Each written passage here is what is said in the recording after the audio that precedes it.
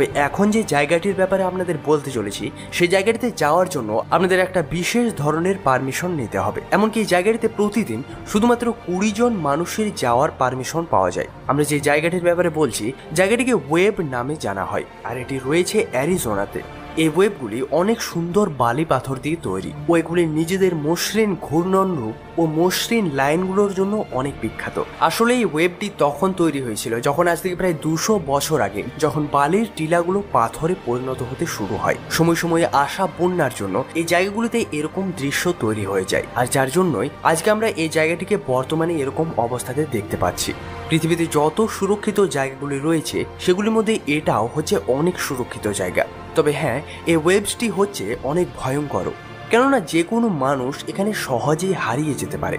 গরমের জন্য এখানকার তাপমাত্রা কখনো কখনো নিয়ন্ত্রণের বাইরেও চলে যায়। যদি আপনি পারমিট পেয়ে গেছেন ও আপনি সুন্দর জায়গা